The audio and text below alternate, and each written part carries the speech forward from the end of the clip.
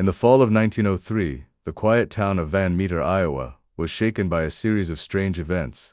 It began on a crisp September night, when U.G. Griffith, a respected local businessman, spotted a mysterious light moving rapidly across the sky. At first, he thought it was a shooting star, but the light suddenly changed direction, descending toward the rooftops of the sleeping town. The following night the light returned, but this time it wasn't alone. Dr. Alcott, a local physician, was startled awake by a blinding glow outside his window. Looking out, he saw a towering winged figure standing atop a nearby building. It was humanoid in shape, but possessed great, leathery wings and a singular, blunt horn on its forehead that emitted a powerful, focused beam of light. Witnesses who encountered the visitor up close described a secondary horrifying detail, a suffocating sulfurous odor. The smell was so potent it caused nausea and dizziness in anyone who drew near. It was as if the creature carried the atmosphere of another world with it, a thick, choking stench that lingered in the air long after the glowing entity had vanished into the shadows. The town's fear escalated when Clarence Dunn, a clerk at the local hardware store, confronted the beast. While working late, he saw the blinding light beam cutting through the darkness of the alley. Armed with a shotgun, he fired at the silhouette. Despite a direct hit at close range, the creature didn't flinch. It simply looked at him, its horn glowing brighter, before flying away. The next night, the cashier of the Van Meter State Bank, Peter Lyon, had his own brush with the unknown. He was awakened by a strange scratching sound against the brickwork of his home. When he looked out, the creature was perched on a telephone pole, its light scanning the street like a searchlight. Lyon fired his pistol, but the bullet seemed to pass through the being without effect. Word spread quickly through the small community. Fear replaced curiosity as more citizens reported seeing the winged imp. Groups of men began to arm themselves, patrolling the streets after sundown. The local newspaper, the Van Meter Visitor, began documenting the sightings, turning the quiet coal mining town into a hub of supernatural speculation and genuine local panic. Eyewitnesses began to provide more consistent descriptions. The creature stood nearly 8 feet tall and moved with a heavy, hopping gait when on the ground. Its wingspan was enormous, easily reaching 15 feet across. Most terrifying was its ability to leap from the ground to the tops of buildings in a single, effortless bound, disappearing into the darkness of the Iowa sky. The most baffling characteristic was the light. It wasn't a reflection or a glow. It was a projected beam that originated from the tip of its forehead horn. Some described it as a blinding electric light that could illuminate an entire city block. In 1903, long before high-powered flashlights were common, this level of illumination was perceived as nothing short of miraculous or demonic. Local miners began to suspect the creature was coming from an abandoned coal mine on the edge of town. They reported hearing strange, guttural noises echoing from the deep shafts during the day. It seemed the visitor was a nocturnal hunter, retreating into the bowels of the earth to hide from the sun, using the ancient tunnels as its sanctuary, and perhaps its home. Just as the town thought they were dealing with one monster, a new horror emerged. Witnesses at the old brickyard reported seeing 2 of the creatures together. One was slightly smaller than the first, but both possessed the same winged anatomy and glowing horns. The realization that there was more than one visitor sent a fresh wave of terror through the already exhausted community. Fed up with living in fear, a large group of armed citizens formed a posse. They decided to track the creatures to their suspected lair at the abandoned mine. Armed with rifles, shotguns, and lanterns, the men marched toward the outskirts of town, determined to drive the monsters away or destroy them once and for all. The air was thick with tension as they neared the dark entrance. As the posse reached the mine, the blinding light appeared from within the darkness of the shaft. The lead creature emerged, its horn illuminating the frightened faces of the townsfolk.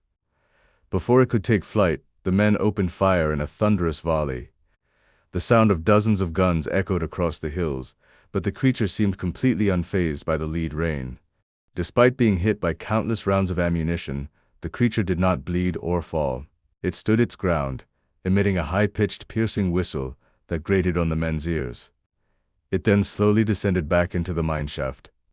The men were left standing in the smoke in silence, realizing that their conventional weapons were useless against this otherworldly intruder. The following morning, the town was in a state of shock. The failed ambush proved that the visitor was not a common animal. Theories began to fly. Was it a prehistoric bird, a biological experiment, or a visitor from another planet? Some whispered it was a Jersey devil that had migrated west, while others feared it was a harbinger of doom for the town of Van Meter. On the fifth and final night of the sightings, the townspeople gathered near the mine once more. This time they brought even more firepower and iron resolve. As the sun dipped below the horizon, two lights began to glow deep within the mine.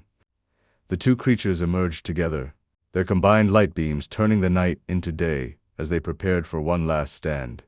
As the townspeople fired a final massive barrage of bullets, the two creatures let out a collective, mournful cry.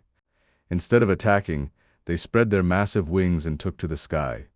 They ascended rapidly, their lights fading into the clouds until they were nothing more than dim stars in the distance. The citizens watched until the sky was completely dark once again. After that final night, the creatures never returned.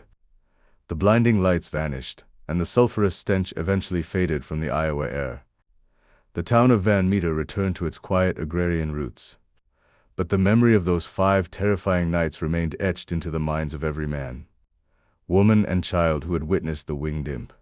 The Van Meter Visitor newspaper published a full account of the events, which was picked up by other papers across the country. While many skeptics dismissed the story as a mass hallucination or a tall tale, the consistency of the witnesses, doctors, bankers, and businessmen, made it one of the most well-documented monster sightings in American history. Some researchers later suggested the Van Meter visitor might have been a pterodactyl or a similar prehistoric reptile that had somehow survived in the deep, oxygen-rich pockets of the old coal mines. This theory explained the wings and the size, though it failed to account for the most mysterious feature of all, the bioluminescent, beam-projecting horn. UFO researchers have pointed to the 1903 incident as an early example of an alien encounter. The focused light beam, the invulnerability to bullets, and the rapid aerial maneuvers share many characteristics with modern close encounters. In this view, the horn may have been a piece of advanced technology rather than a biological growth. Could the entire incident have been a grand hoax designed to put Van Meter on the map? While possible, the sheer number of independent witnesses and the fact that they were prominent members of the community makes a conspiracy unlikely. In 1903, such a hoax would have required sophisticated lighting equipment that simply did not exist in rural Iowa. Today, the town of Van Meter embraces its strange history. A festival is held in honor of the visitor, and a monument stands near the site of the old mine. The story has passed from news to legend, becoming a beloved piece of local folklore that continues to draw curiosity seekers and paranormal investigators from around the world. Though the mine has long been sealed, some locals still avoid the area at night. They claim that on quiet evenings, a faint smell of sulfur can still be detected near the old tailings. Others say they have seen strange flickers of light deep within the woods, suggesting that perhaps the visitors didn't leave for good, they just went deeper underground. The Van Meter visitor remains one of the most unique cryptids in history. Unlike Bigfoot or the Loch Ness Monster, it appeared for a very brief time, interacted with a large group of people, and then vanished forever. It stands as a reminder that even in the most ordinary places, the extraordinary can descend from the sky at any moment. Whatever the Van Meter visitor was, a ghost, an alien, a prehistoric survivor, or a myth, it changed the town forever. It challenged the witnesses' understanding of the world and left behind a story that still chills the blood over a century later. The mystery of the winged glowing beast of 1903 remains unsolved, hidden in the shadows of the Iowa pines.